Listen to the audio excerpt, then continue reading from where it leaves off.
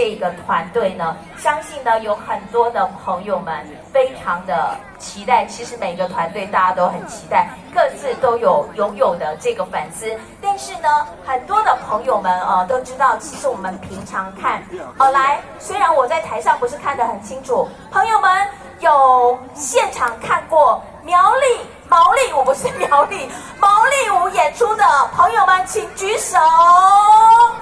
哇，中间这一区好多人哦，是在我们的新营主场你看的吗？哦，就是他们。那这一边有现场看过吗？